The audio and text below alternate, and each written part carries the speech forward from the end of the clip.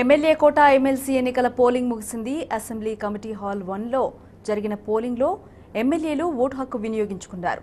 Speaker Pocharam Srinivasa Reddy తొలి vote వేశారు. అనంతరం ఎమ్మెల్యేలు వరుసగా ఓటు హక్కును వినియోగించుకున్నారు. ఆ తర్వాత అసెంబ్లీకి వచ్చిన సీఎం కేసీఆర్ ఎమ్మెల్సీ ఎన్నికల్లో ఓటు వేశారు. సాయంత్రం 4 గంటలకు పోలింగ్ సమయం ముగిసింది. సాయంత్రం 5 గంటల నుంచి ఓట్ల లెక్కింపు ప్రారంభమవుతుంది. కాగా మొత్తం 5 స్థానాల కోసం 6 అభ్యర్థులు పోటీలో ఉన్నారు. టీఆర్ఎస్ నుంచి హోంమంత్రి మహమూద్ అలీ, సేరి సుభాష్ రెడ్డి, సత్యవతి రాథోడ్, ఎగ్గే మల్లేశం పోటీ చేస్తున్నారు. ఎంఐఎం నుంచి మిర్జా రియాజుల్ హసన్ బరిలో ఉన్నారు. కాంగ్రెస్ నుంచి గూడూరు నారాయణ రెడ్డి పోటీ చేస్తున్నారు. సరైన బలం లేకున్నా తమ అభ్యర్థిని పోటీలో పెట్టిన కాంగ్రెస్కు సొంత పార్టీ ఎమ్మెల్యేలు షాక్ ఇవ్వడంతో పరువు కాపాడుకోవడానికి ఎన్నికలను బహిష్కరిస్తున్నట్లు ప్రకటించింది. దీంతో టీఆర్ఎస్ ఎంఐఎం అభ్యర్థుల ఎన్నిక లాంఛనమే కానుంది.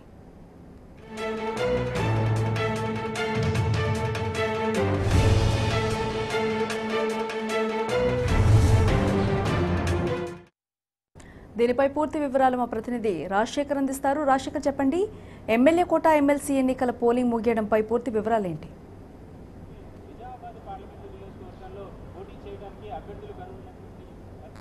ఎమ్మెల్యే కోటాలో ఎమ్మెల్సీ ఎన్నికలకు సంబంధించి సాయంత్రం 4 గంటలకు పోలింగ్ ముగిసింది. ఎమ్మెల్యేలందరూ కూడా ఉదయమే వచ్చేసి ఓటు హక్కును వినియోగించుకోవడం జరిగింది. మొత్తం మీద చూసినట్టయితే మొత్తం 6 మంది అభ్యర్థులు పోటీ చేశారు. దీంట్లో కాంగ్రెస్ ముందుగానే కాంగ్రెస్ పార్టీకి సంబంధించిన అభ్యర్థి నిన్ననే విరమించుకోవడం జరిగింది. తాము బైకాట్ చేస్తున్నామని చెప్పడం జరిగింది. సరైన అభ్యర్థులు అంటే ఓటింగ్ వేసే ఓటర్లు లేకున్నా కూడా, ఎమ్మెల్యే అభ్యర్థులు లేకున్నా కూడా పోటీలో ఉండి మధ్యలోనే విరమించుకోవడం జరిగింది. ముఖ్యంగా టీఆర్ఎస్ పార్టీ అలాగే ఎంఐఎం మొత్తం కలిపి 5 మంది అభ్యర్థులు ఇవాళ పోటీలో ఉన్నారు. 5 మంది అభ్యర్థులకు సంబంధించి దాదాపు 98 మంది ఎమ్మెల్యేలు తమ ఓటు హక్కును వినియోగించుకోవడం జరిగింది. టీఆర్ఎస్ పార్టీకి సంబంధించిన 4, అలాగే ఎంఐఎం సంబంధించిన ఒక అభ్యర్థి పోటీలో ఉన్నాడు. ఉదయం 9 గంటలకు పోలింగ్ ప్రారంభం కాగానే స్పీకర్ తమ తొలిగా ఓటు హక్కును వినియోగించుకోవడం జరిగింది. చివరగా ముఖ్యమంత్రి కేసీఆర్ గారు తమ ఓటు హక్కును వినియోగించుకున్నారు. దాదాపు టీఆర్ఎస్ పార్టీకి సంబంధించి 3 అభ్యర్థులకి 20 మంది ఎమ్మెల్యేలు తమ ఓటు హక్కును వేయగా, టీఆర్ఎస్ పార్టీ ఒక అభ్యర్థికి అలాగే ఎంఐఎం అభ్యర్థికి 19 మంది ఎమ్మెల్యేలు తమ ఓటు హక్కును వినియోగించుకోవడం జరిగింది.